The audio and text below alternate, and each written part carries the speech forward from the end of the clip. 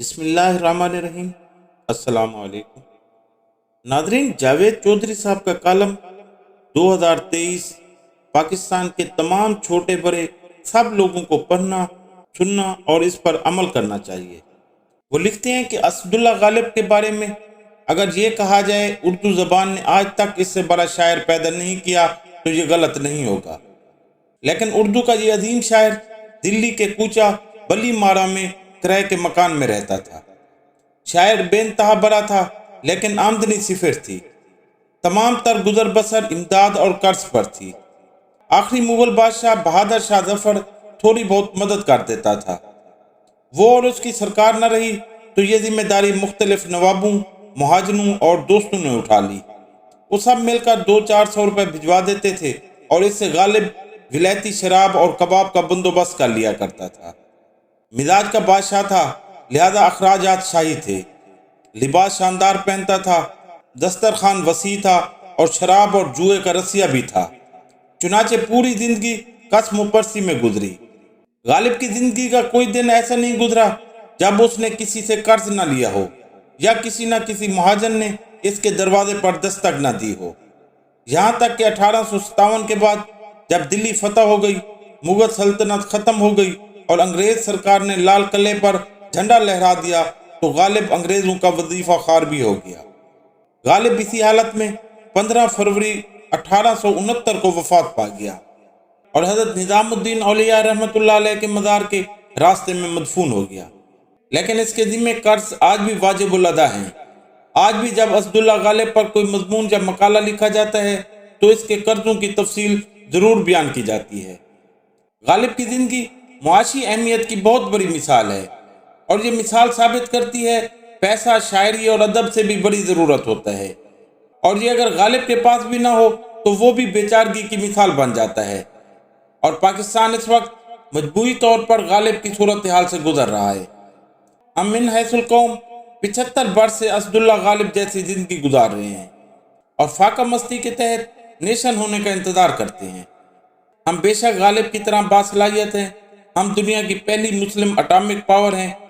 ہم آبادی کے لحاظ سے دنیا کا 5واں بڑا ملک ہیں، اور آپ دنیا کے کسی بھی کونے میں چلے جائیں آپ کو وہاں پاکستانی بھی مل جائیں گے اور وہ آپ کو ترقی کرتے بھی دکھائی دیں گے۔ آپ دنیا کی بڑی معدنیات کی فہرست بنا لیں، آپ کو وہ اس ملک میں ملیں گی۔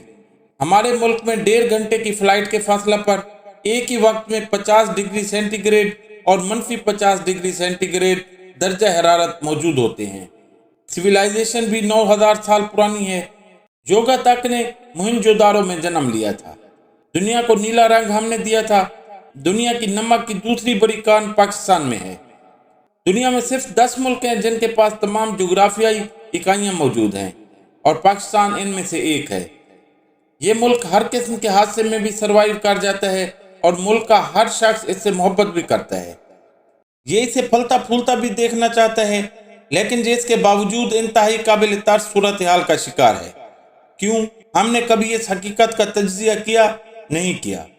میں اگر 3 لفظوں میں پاکستان کی معیشت کو بیان کروں تو قرض، بیکاری اور قیادت کا فقدان سامنے آئے گا، اور ان تینوں چیزوں نے مل کر اس ملک کو اسداللہ غالب بنا دیا اور ہم تاریخ کے خوفناک ترین بحران کا شکار ہو گئے۔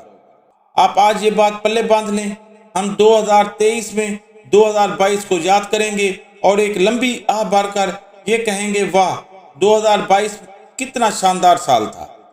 ملک میں مہنگائی تھی لیکن کم از کم چیزیں موجود تھیں، جبکہ آج ہم سارا دن لائن میں کھڑے رہتے ہیں اور شام کو خالی ہاتھ واپس آ جاتے ہیں۔ آپ یہ بات ذہن میں رکھ لیں، ہمارا آنے والا وقت آج کے وقت سے زیادہ مشکل ہوگا، لہذا آپ آج ہی سے اس کی تیاری کر لیں، کیونکہ معیشت چلانا مفتاح اسماعیل کے بس کی بات نہیں۔ یہ اسد عمر اور حفیظ شیخ سے زیادہ نالائق اور اناری ثابت ہوئے ہیں، اور یہ روز مسلسل نالائق ثابت ہوتے جا رہے ہیں۔ یہ معیشت کو بھی نہیں سمجھتے اور ان کا رویہ بھی غیر سنجیدہ ہوتا ہے۔ یہ چلتے چلتے جگت مار جاتے ہیں اور وہ جگت معیشت کا مزید بیڑا غرق کر دیتی ہے۔ شوکت ترین ان کے مقابلے میں 100 درجے بہتر تھے، جبکہ مفتاح اسماعیل نے بیڑا غرق کر دیا۔ مفتاح اسماعیل کا خیال تھا یہ IMF کو راضی کر لیں گے، لیکن IMF نہیں مان رہا۔ یہ سمجھتے تھے یہ ڈالر اور سٹاک ایکسچینج کو کنٹرول کر لیں گے، لیکن یہ اندازہ بھی لالی پاپ ثابت ہوا۔ डॉलर आउट ऑफ कंट्रोल हो गया और स्टॉक एक्सचेंज ने पस्ती में छलांग लगा दी। इनका ख्याल था सऊदी अरब और चीन इनकी मदद करेंगे, लेकिन चीन के सदर शी जिनपिंग के साथ अभी तक हमारा राब्ता नहीं हो सका। वजीर आजम मियाँ शहबाज शरीफ 28 अप्रैल को सऊदी अरब के दौरे पर गए।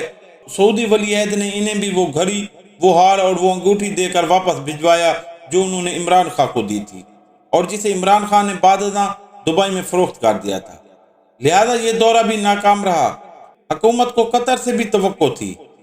मियाँ नवाज शरीफ की कोशिशों से कतर ने $3 बिलियन की LNG उधार देने और $2 बिलियन कर्ज देने का वादा किया, मगर ये वादा भी इफा नहीं हुआ और यूं मुल्क मुआशी गर्दाब में फंसता चला गया।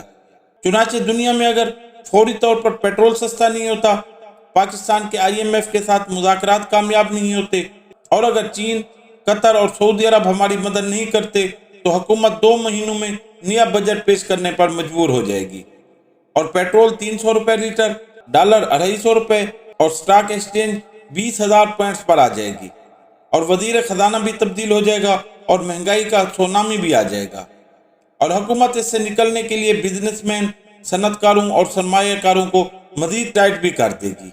ये पहले ही तंग हैं, ये काम छोड़ देंगे और यूं महंगाई के बाद बेरोजगारी का अजदहा भी गलियों में आ जाएगा। मैं आपको डरा नहीं रहा, मैं आपको सिर्फ आने वाले दिनों के बारे में मुतला कर रहा हूँ। हम इस सूरत हाल से निकल कैसे सकते हैं, ये सवाल अब बहुत अहम होता जा रहा है। आप सरेदस्त हुकूमत को साइड पर रखें और अपनी अपनी जिंदगी को इनफरादी सतह पर रीशेप करना शुरू कर दें। पहली बात ये याद रखें कि मईशत बचत और गुजारे का नाम नहीं होता, ये आमदनी यानी अर्निंग का नाम है। लिहाजा आप फौरी तौर पर बचत के मूड से निकलकर कमाई के फेस में आ जाएं। आपके खानदान के कम अज कम आधे अफराद को कमाना चाहिए।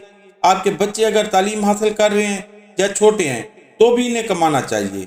ये फालतू वक्त में कोई ना कोई स्किल सीखें और चंद हज़ार रुपए ही सही, लेकिन कुछ ना कुछ जरूर कमाएं। आप खुद भी वक्त तय करने की बजाय अपनी आमदनी में इजाफे का बंदोबस्त करें। दूसरा, आप बिलावजह सरमायाकारी बंद कर दें। प्लाट्स और प्राइस बॉन्ड्स में पैसे फंसाने की बजाय आप ये रकम अपने खानदान की सेहत और ट्रेनिंग पर लगाएं ताकि आप लोग मजीद कमा सकें। 3, आप खुराक का मुस्तकिल बंदोबस्त कर लें। आपके पास अगर ज़मीन या कोई प्लाट मौजूद है या फिर अल्लाह ने आपको लॉन दे रखा है तो आप इसमें सब्जियां, फ्रूट और अनाज काश्त कर लें।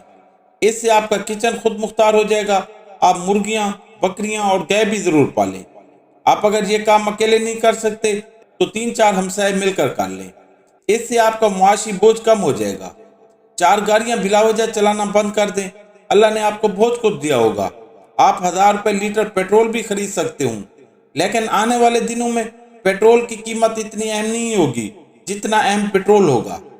मुल्क में अगर पेट्रोल होगा तो आप खरीदेंगे, वरना आपको भी लाइन में लगना पड़ेगा।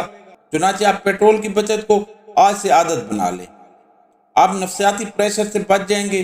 बिजली और पानी की बचत भी शुरू कर दें। हम 20 साल पहले तक AC के बगैर ठीक ठाक जिंदगी गुजार रहे थे, आज ऐसा क्यों मुमकिन नहीं? बिजली की कीमत अनकरीब 40 रुपए यूनिट तक पहुंच जाएगी। आप उस वक्त AC बंद करने पर मजबूर हो जाएंगे। आप आज से ये काम क्यों शुरू नहीं करते ताकि आपको कल ज्यादा तकलीफ ना हो? और 5, आप तवानाई और खुराक के मुतबादिल निज़ाम की तरफ जाएं। सोलर पैनल लगाएं, खुश्क ईंधन का बंदोबस्त कर लें, घरों के इंसुलेशन करा लें। दोपहर को घर में आराम करें ताकि गर्मी और सर्दी कम लगे और आप दिन में 3 बार खाना पकाने की बजाय सिर्फ 1 बार पकाएं और ये जब तक मुकम्मल तौर पर ख़त्म नहीं हो जाता आप चूल्हा न जलाएं। मुल्क और आप दोनों मुआशी बुरहान से निकल जाएंगे। हम बदकिस्मती से असदुल्ला गालिब जैसी जिंदगी गुजार रहे हैं। कर्ज की शराब पीकर अल्लाह से खुशहाली की दुआ करते हैं, असराफ से भरपूर जिंदगी गुजारते हैं और अमारत के ख्वाब देखते हैं। लिहाजा हमारे मसाइल बढ़ते चले जा रहे हैं। हम इन हालात में कैसे अच्छी और खुशहाल जिंदगी गुजार सकते हैं, जरा सोचिए। और ये भी याद रखिए 2023 आज के 2022 से ज्यादा मुश्किल होगा और हम 2022 को याद कर करके रोएंगे। नादरीन, मैं हूं अब्दुल गफूर रहमानी। अच्छी तहरीरें सुनने और पढ़ने के लिए मेरे YouTube चैनल को सब्सक्राइब करें, फेसबुक पेज को लाइक करें और अगर मेरी ये काविश आपको अच्छी लगे तो अपने दोस्तों से ज़रूर शेयर करें, शायद उनका भी भला हो जाए। शुक्रिया।